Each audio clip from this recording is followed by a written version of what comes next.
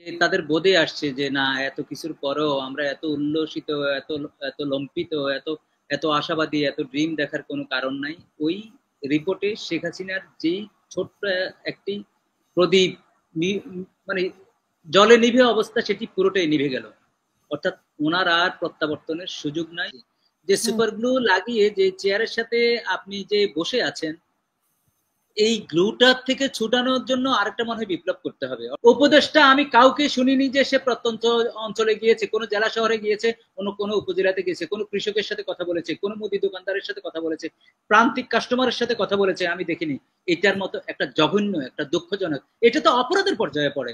আমি citizen tax দিই, তুমি লাক্সারি করো, তোমার গাড়ি লাল পতাকা, নীল পতাকা পতাকা, সামনে পিছে গাড়ি, আবার লাল ডান্ডা একটা দিয়ে আমার গাড়ির পাশে দাঁড় করে রাখে। আমার মাঝে মাঝে এমন বিরক্ত হয়, তো তুমি এত কিছু করার পরও তুমি আমারে দেখবা না? আমি গতকালকে ডিডব্লিউ কে আপনার একই প্রশ্নের উত্তর দিয়েছি, এবং আমি যেটি দিয়েছি আমি রিপিট করি সেটি। এই প্লিজ। প্রতিবেদনে আমি নাগরিক হিসেবে লজ্জিত, মর্মাহত, ক্ষুব্ধ, এবং আন্তর্জাতিকভাবে বিধিবদ্ধ হয়েছে ওই যে সিল মোহরের মাধ্যমে স্বীকৃতি পেলাম আমরা যে আমরা ফ্যাসিস্ট রেজিমে ছিলাম। ফ্যাসিস্ট আমাদের ১৬০০ বা ১৪০০, বা আমরা মনে করি আরো বেশি, ২-৩ হাজার অজ্ঞাতনামা লাশ তো অনেক ছিল, অজ্ঞাতনামা অনেক শহীদ। এই ফ্যাসিস্ট দিবালোকে ব্ল্যাঙ্ক রেঞ্জে গুলি করে হত্যা করেছে। উদ্দেশ্য ছিল তার মসনদ টিকানো, উদ্দেশ্য ছিল তার দলের দলীয় শাসন যে কায়েম করেছিল সেটি দীর্ঘায়িত করে ওই লুটপাট এগুলো চালিয়ে যাওয়া। এই তো। তো সেই কারণে জাতিসংঘের এই রিপোর্টটি আমাদেরকে ১০০, ২০০, ৩০০ বছর কাঁদাবে। এই অর্থে যখনই এই বাংলাদেশ চ্যাপ্টার নিয়ে কথা আসবে, তখনই বলবে যে একটা জুলুমের রাজত্ব ছিল, যেখানে নাগরিকের টাকায় কেনা বন্দুক, নাগরিকের টাকায় কেনা বুলেট, সেই বুলেট দিয়ে সেই নাগরিককে হত্যা করা হয়েছে। হত্যা করে খানতহানি উল্লসিত হয়েছে। এই হত্যাকে জাস্টিফাই করার জন্য যা যা করার দরকার তাই করেছে। ইন্ডিয়ান লবিস্ট যারা আমেরিকায়, ইংল্যান্ডে আছে, তাদেরকে বিলিয়ন বিলিয়ন টাকা, আমার টাকা দিয়ে সেই বন্দোবস্তকে, সেই হত্যাযজ্ঞকে ধামাচাপা দেওয়ারও চেষ্টা হয়েছে। তো সেটির জন্য তো আমি নাগরিক হিসাবে, হ্যাঁ, এই লজ্জা, এই দায়ভার আমি বহন করব। যদিও ফ্যাসিস্টের কথা আমরা বলি, আমরা প্রত্যেকটা ইন্ডিভিজুয়াল দেশে বিদেশে গেলে আমরা এটার মুখোমুখি হব। এটি একটি চ্যাপ্টার। দ্বিতীয়ত, যেই রিপোর্টটি বেরিয়েছে সেটি তো ডান বাম করে কথা বলার আর সুযোগ নেই। আমি একটা জিনিস দেখলাম, এই রিপোর্টের পরে কিন্তু ফ্যাসিস্টদেরকে যারা ল্যাংটা ভাবে আমরা বা উলঙ্গ ভাবে যারা সাপোর্ট করে, তারাও কিন্তু একটু দমনে, একটু তারা সংযত বা একটা সীমিত পরিসরে চলে গিয়েছে। অর্থাৎ তারাও কিন্তু এটা নিয়ে আমি দেখলাম উচ্চবাচ্য করেনি। এটা গুড জেস্টার, ভালো সাইন, যে তাদের বোধে আসছে যে না, এত কিছুর পরেও আমরা এত উল্লসিত, এত এত লম্পিত, এত এত আশাবাদী, এত ড্রিম দেখার কোনো কারণ নাই। ওই রিপোর্টে শেখ হাসিনার যেই ছোট্ট একটি প্রদীপ মানে জলে নিভে অবস্থা, সেটি পুরোটাই নিভে গেল।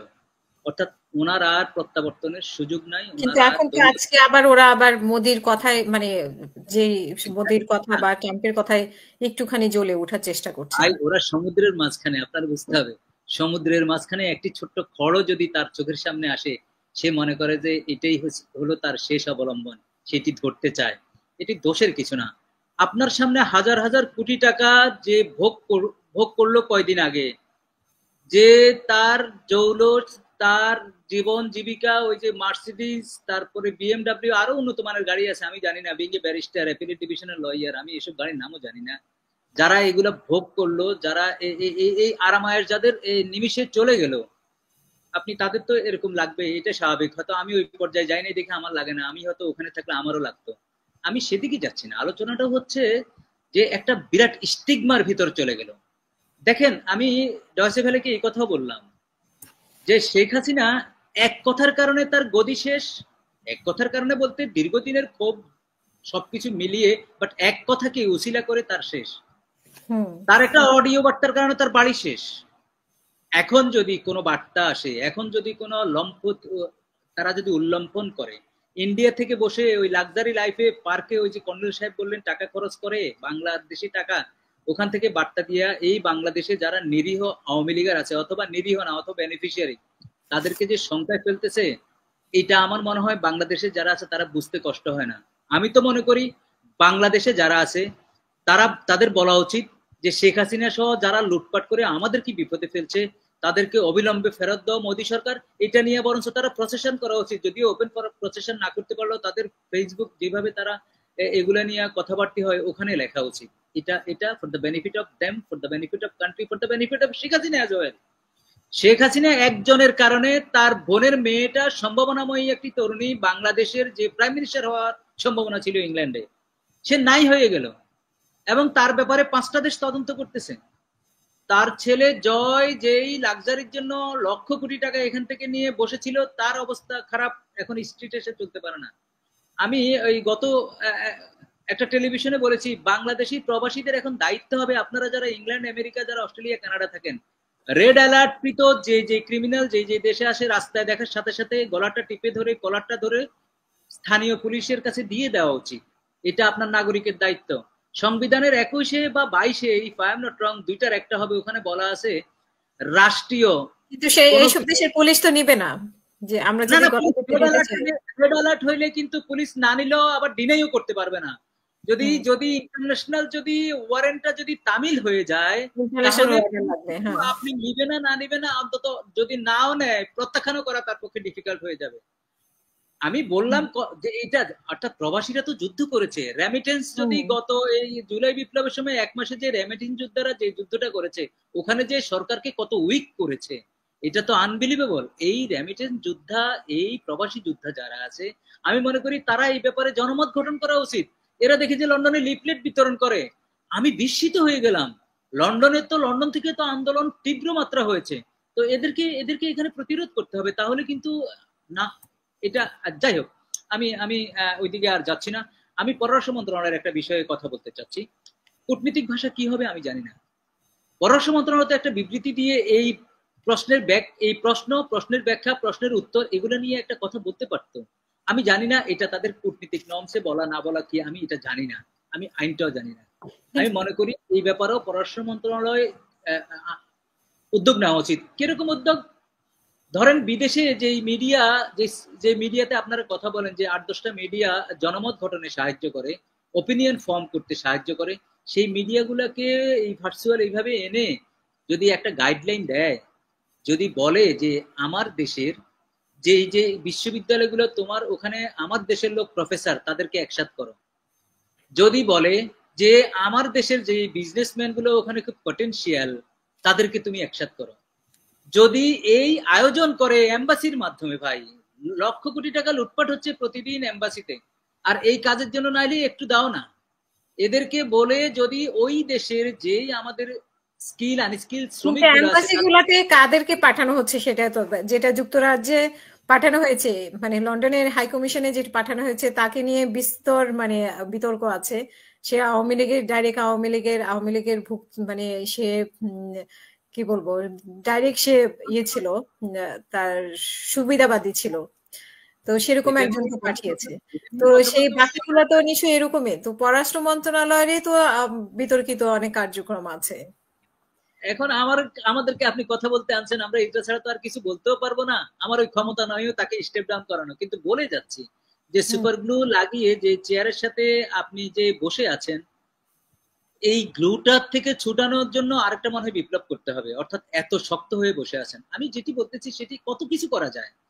আমার কথা হলো যে আপনি মিসইনফরমেশন এইগুলার যদি আপনি খণ্ডাতে হয়, যদি এই যুদ্ধে যদি অবতীর্ণ হতে হয়, তাহলে তো আপনার এই টুলস গুলো ব্যবহার করতে হবে। আপনি দেখেন, আমি আপনার এই শোয়ের মাধ্যমে বলতেছি, বাংলাদেশে পটেনশিয়াল অন্তত 50-60 জন সাংবাদিক যারা জীবনের ঝুঁকি নিয়ে শুধু ওই জুলাই বিপ্লবের সময় কথা বলেনি, তারা কথা বলেছে আরো 8-10 বছর 15 বছর আগ থেকে। তাদেরকে ডেকে এনে যে হ্যালো বলা, একটা থ্যাঙ্কস জানানো, এটি পর্যন্ত করতে যদি এখনো 6 মাস চলে যায়, তাহলে দুঃখের আর সীমা পরিসীমা রইল না। তো এখন অভিমান থেকে কি হয়? ক্ষোভ হয়, ক্ষোভ থেকে কি হয়? তখন আপনার সাথে এনমিটি হয়। এখন এই সরকারকে যদি আমরা যদি এনমিটি পর্যায়ে যদি চলে যায় এই সরকার, ক্ষতি কিন্তু এভরি সিটিজেনের। কারণ দিস গভর্নমেন্ট ইজ আওয়ার্স, আস, অর্থাৎ প্রত্যেকটা 18 কোটি মানুষ। একটা সরকারের জন্য 3 দিন অপেক্ষা করা লাগছে, এবং অপেক্ষা করছে স্বতঃস্ফূর্ত ভাবে। তো তুমি 3 দিন যে সরকারের জন্য স্বতঃস্ফূর্ত ভাবে অপেক্ষা করে জনগণ, তার কাছে চাওয়াটা কিন্তু সলিড। সেখানে যদি কোনো ব্যত্যয় ঘটে, সেখানে যদি কোনো ওই যে আমাদের নোয়াখালী ভাষা আমি বলি ধন ফোন, আমি জানি না অন্য কোনো লোকাল ল্যাঙ্গুয়েজে এটা বলে কিনা, যদি হয় তাহলে এই কষ্ট আপনি রাখবেন কোথায় একজন নাগরিক হিসাবে? যদি নাগরিক মনে করে যে সে ফ্যাসিস্টের আমলে যে অবস্থায় ছিল এই আমলও তার কাছাকাছি, আমি হয়তো ওইভাবে বলবো না, ওইভাবে যাওয়া সম্ভব না, অর্থাৎ হাসিনা রেজিমের যে ফ্যাসিস্ট, ইচ্ছা করলেও কোনো সরকার ওইভাবে যেতে পারবে না, অর্থাৎ এরকম এক বন্দোবস্ত ছিল। তো আমি বলছি ওটার যদি কাছাকাছিও যদি ফিল করে, তাহলে আর তাদের দুঃখের সীমা পরিসীমা থাকবে না। যেই শহীদরা তপ্ত বুলেট নিয়ে শুয়ে আছে, তাদের আত্মীয় স্বজনের কষ্ট হয় না? 2000 লোকের আত্মীয় স্বজন 60,000 তো আছে, পঙ্গু যদি 30,000 হয়, 1 লাখ লোক আছে। এই ডাইরেক্ট ইফেক্ট, এই লোকগুলার যে দীর্ঘ নিঃশ্বাস, এই লোকগুলার যে ক্ষত রক্তক্ষরণ, আপনি যদি আমি যদি সবাই মিলে যদি অ্যাড্রেস না করি, তাহলে কোথায় যাবে? আমি তারা কিন্তু অভিসম্পাদ দিবে, শহীদরা অভিসম্পাদ দিবে। তো আমি সেই কারণে বলতেছি, আজকে যেটি আপনি বলছেন যে আমাদের এখন করণীয় কি, তাহলে আমাদের করণীয় তো সিম্পল, আমাদের করণীয় তো পাবলিক বলতেছে, আর যেখানে যারা আছে তারা করণীয় বোঝার কোনো অসুবিধা নেই। তবে একটা জিনিস সমস্যা হচ্ছে, ওখানে বৃদ্ধ লোক, আমি বলছি ডক্টর ইউনূসকে আমরা বৃদ্ধ হিসেবে অ্যালাউ করি, যেহেতু ওনাকে অ্যালাউ করলে আমার সারা পৃথিবীতে ওনার যে অবস্থান আছে, এই অবস্থানের কারণে ভারতের সাথে আমরা জিতছি প্রত্যেকটা যুদ্ধে। বাকি যারা 90 বছরের 85 বছরের, তারা তো ইচ্ছা করলেও কাজ করতে পারবে না, তারা ফিজিক্যালি যেহেতু আনফিট, এটা তাদের দোষ না। আমি বলতেছি কেন তাদেরকে রাখা হচ্ছে, কেন তাদেরকে 40 50 60 বছরের লোকজন নিয়ে, বা অথবা ঠিক আছে তাদেরকে রাখতে চান, আপনার সাথে এত প্রেম, যেহেতু আপনার আত্মীয়, আপনার স্বজন, আপনার এলাকার, আপনি রাখেন, অসুবিধা নেই। কিন্তু আপনি 25 30 জনকে আপনি কেন নিচ্ছেন না, কেন অ্যাকোমোডেট করছেন না?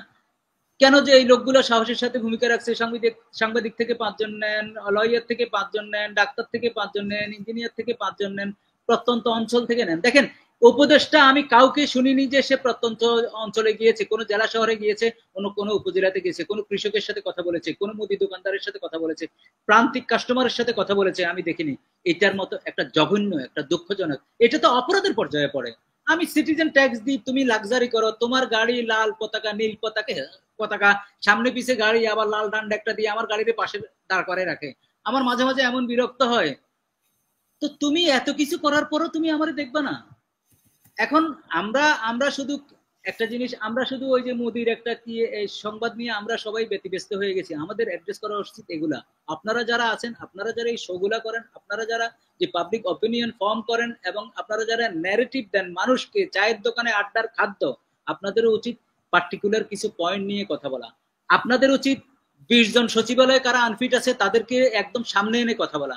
আপনাদের উচিত এই সমন্বয়ক 30 জন, এদের যদি কোনো চলাফেরা যদি আপনারা কোনো কিছু দেখেন, যদি কোনো গলদ দেখেন, আপনারা সেটা নিয়ে কাজ করা উচিত আমি মনে করি। তাহলে কি হয়, প্রেশার গ্রুপ তৈরি হয়, চেক এন্ড ব্যালেন্স হয়। আমি তো মনে করি যে এই যে পুলিশের যে আইজিপি সাহেবের ওয়াইফের যে একটা কেলেঙ্কারি, আওয়ামী লীগের বড় নেতার সাথে যেগুলো হচ্ছে, ও সেদিন তারপরের দিন তো তার স্টেপ ডাউন করানো উচিত। আমি ট্রায়াল এন্ড এররের ভিতর আছি। আমি আজকে তোমাকে দেখছি তুমি আনফিট, গেট আউট, কারণ তোমাকে তো আমি চিনেই ফেলছি তুমি আনফিট। আমি আরেকটার চেষ্টা করবো, সে ফিট হইতেও তো পারে, সম্ভাবনা তো আছে। অ্যাটলিস্ট আমি আনফিট যেটা আমার সামনে, তাকে এমনি কেন ছুড়ে ফেলে দিচ্ছি? আমি মুদ্রা কথা, এই কথাগুলো বলো বিপজ্জনক। আমি গতকালকে টেলিভিশনে বলেছি, ভাই আমি কথা বলে যদি নিরাপদে বাসায় না যেতে পারি, তাহলে বুঝবো যে ফ্যাসিস্ট আছে। আমি যদি ভোট কেন্দ্রে ভোট ক্যাম্পেইন করতে গিয়ে রক্তাক্ত হই, তাহলে বুঝবো যে ফ্যাসিস্ট এখনো চলমান আছে। আর যদি আমি নির্দ্বিধায়, নির্বিচ্ছিন্ন ভাবে, ভয়হীন আমি যদি আমার কর্মকাণ্ড করতে পারি, আমার কথা একজন ক্ষতিগ্রস্ত হতে পারে, আমার কথা ক্ষুব্ধ হতে পারে, ডিউ প্রসেসে আমার বিরুদ্ধে যাবে, আমাকে কেউ রক্তাক্ত করবে না, আমাকে কেউ জোর করে গলা টিপি ধরবে না। এই বন্দোবস্তের জন্য যে সংগ্রাম হয়েছে, সেই বন্দোবস্ত থাকা উচিত। তো সুতরাং আমার কথা হচ্ছে, প্রত্যেকের যে করণীয় গুলো আছে, সেই করণীয় গুলো আমরা করি। আমরা স্পেসিফিক কোনো ইস্যু নিয়ে আমরা স্পেসিফিক একটা জনমত গঠন করি। যেমন অথর্ব উপদেষ্টা যারা আছে, অনেকে কথা বলে যাচ্ছেন এই ব্যাপারে, আপনারা সবাই মিলে যদি একযোগে যদি অন্তত আরো চালিয়ে যান, তাহলে আমার মনে হয় ভালো হবে। আর আপনি, আমার জানি না প্রশ্ন মিস করেছে কিনা, যদি প্রশ্ন অসংখ্য ধন্যবাদ আপনাকে।